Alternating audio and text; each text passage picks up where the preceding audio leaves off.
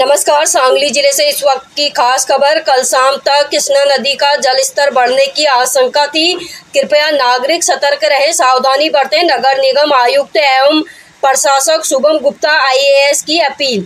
पिछले कुछ दिनों में जिले में चल रही जोर की बारिश की वजह से और कोयना और वारणा बांध परियोजना में छोड़े जाने वाले पानी में बढ़ोतरी के कारण सांगली मिरज में नदी किनारे बाढ़ की स्थिति बनी हुई है। आज नगर निगम के आयुक्त तथा प्रशासक शुभम गुप्ता आईएएस जी ने नागरिकों में मीडिया के जरिए अपील की। सांगली जिले से संवाददाता सुधीर गोखले की रिपोर्ट। नमस्कार, मी शुभम गुप्ता, आयुक्त सांगली मिरज कुपवाड महानगरपालिका।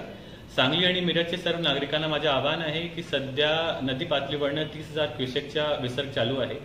आज दुपारी 12 वाजतापासून 40,000चा विसर्ग एकूण सोडण्यात येणार आहे। सरासरी कृष्णा नदीवरनं 42,100 क्युसेकचा विसर्ग होणार आहे। अजून पावसाचे प्रमाण वरती खूप जास्त आहे। अजून यामध्ये वाढ होण्याची शक्यता नाकारता येत नाही। सध्या एव्हिन ब्रिजला आणि उद्या संध्याकाळपर्यंत धोका पातळीच्या वर पाण्याची क्षमता जाण्याची शक्यता नाकारता येत नाही। त्याचप्रमाणे कृष्णा घाट मिरजेला सध्या 49 आणि 50च्या मध्ये पाण्याची पातळी चालू आहे आणि ती पातळी सुद्धा धोका पातळीच्या वर उद्या संध्याकाळपर्यंत जाण्याची शक्यता नाकारता येत नाही। माझ्या सर्व नागरिकांना आवाहन आहे की सगळ्यांनी सतर्क राहावा। आणि महानगरपालिकेची पूर्ण यंत्रणा सज्ज आहे। सगळे निवारा केंद्राचे नियोजन करण्यात आलेलं आहे। इतर सुविधांचाही सगळं नियोजन करण्यात आलेलं आहे।